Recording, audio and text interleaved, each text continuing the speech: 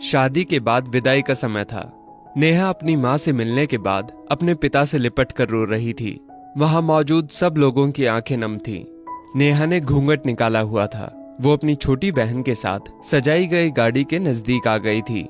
दूल्हा अविनाश अपने खास मित्र विकास के साथ बातें कर रहा था। विकास ने कहा, यार अविनाश, सबसे पहले घर पहुंचते ही होटल चलकर बढ़िया खाना खाएंगे। यहाँ तेरे ससुराल में खाने का मजा नहीं आया। तभी पास में खड़ा अविनाश का छोटा भाई राकेश बोला, हाँ यार, पनीर कुछ ठीक नहीं था और रसमलाई में रस ही नहीं था। और वो ही कर जोर जोर से हंसने लगा। अविनाश भी पीछे नहीं रहा। अरे हम लोग होटल चलेंगे, जो खाना है खा लेना, मुझे भी यहाँ खाने में मजा नहीं आया, रोटियां भी गर्म नहीं थी। अपने पति के मुंह से ये शब्द सुनते ही नेहा, जो घूंघट में गाड़ी में बैठने ही जा रही थी, वापस मुड़ी, गाड़ी के दरवाजे को जोर से बंद किया और घूंघट हटाकर अपने पापा के पास पहुंची। अपने पापा का हाथ अपने हाथ में लिया और बोली, मैं ससुराल नहीं जा रही हूँ पिताजी, मुझे शादी मंजूर नहीं। ये शब्द उसने इतनी जोर से कहे कि सब लोग हक्के बक्के रह गए। सब नजदीक आ गए। नेहा के ससुराल वालों पर तो जैसे पहाड़ टूट पड़ा। मामला क्या था, ये किसी की समझ में नहीं आ रहा था। तभी नेहा के ससुर राधे श्याम जी ने आगे बढ़कर नेहा से पूछा, लेकिन बात क्या है बहू? शादी हो गई है, विदाई का समय है, अचानक क्या हुआ कि तुम शादी को नामंजूर कर रही हो? अविनाश की तो मानो दुनिया उजड़ने जा रही थी। वो भी नेहा के पास आ गया, अविनाश के दोस्त भी। सब लोग जानना चाहते थे कि आखिर ऐन वक्त पर क्या हुआ कि दुल्हन ससुराल जाने से मना कर रही है। नेहा ने अपने पिता दयाशंकर जी का हाथ पकड़ रखा था। नेहा ने अपने ससुर से कहा, बाबूजी, मेरे माता पिता ने अपने सपनों को मारकर हम बहनों को पढ़ाया, लिखाया व काबिल बनाया है। आप जानते हैं एक बाप के लिए बेटी क्या मायने रखती है? आप व आपका बेटा नहीं जान सकते, क्योंकि आपकी कोई बेटी नहीं है। नेहा रोती हुई बोले जा रही थी, आप जानते हैं मेरी शादी के लिए व शादी में बारातियों की आवाभगत में कोई कमी न रह जाए, इसलिए मेरे पिताजी पिछले 1 साल से रात को 2 से 3 बजे तक जागकर मेरी माँ के साथ योजना बनाते थे। खाने में क्या बनेगा, रसोइया कौन होगा। पिछले 1 साल में मेरी माँ ने नई साड़ी नहीं खरीदी, क्योंकि मेरी शादी में कमी न रह जाए। दुनिया को दिखाने के लिए अपनी बहन की साड़ी पहनकर मेरी माँ खड़ी है। मेरे पिता की इस 150 रुपए की नई शर्ट के पीछे बनियान में 100 छेद हैं। मेरे माता पिता ने कितने सपनों को मारा होगा, ना अच्छा खाया ना अच्छा पिया, बस एक ही ख्वाहिश थी कि मेरी शादी में कोई कमी ना रह जाए।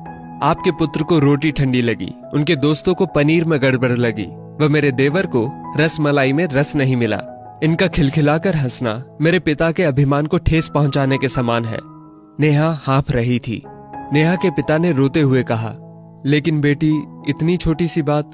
नेहा ने उनकी बात बीच में ही काटी और बोली, ये छोटी सी बात नहीं है पिताजी, मेरे पति को मेरे पिता की इज्जत नहीं। रोटी क्या आपने बनाई? रसमलाई, पनीर, ये सब केटर्स का काम है।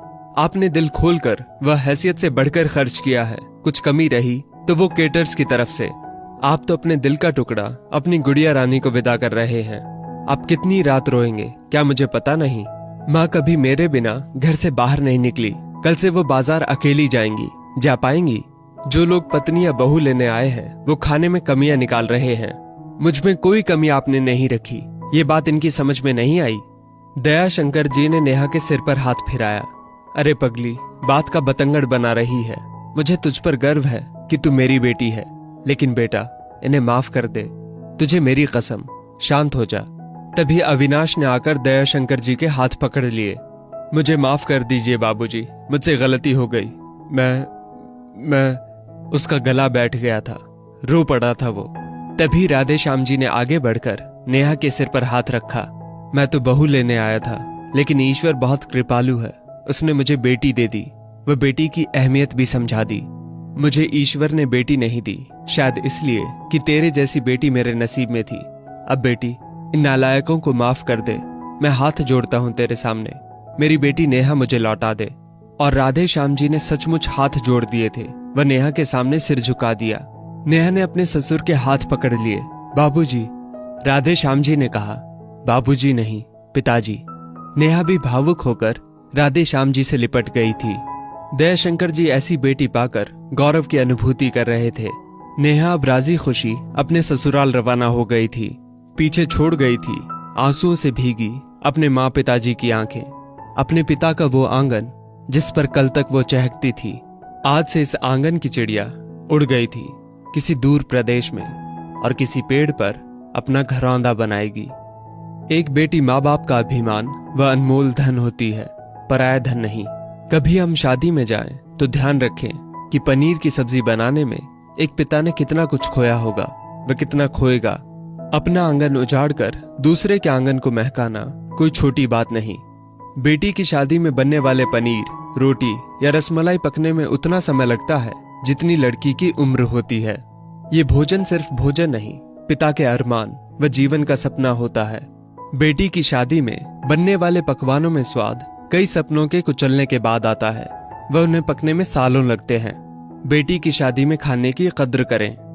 दोस्तों, इस वीडियो को लेकर आपकी क्या राय है नीचे कमेंट करके जरूर बताइएगा। और अगर आपको ये वीडियो अच्छी लगी हो तो इस वीडियो को लाइक करिएगा, शेयर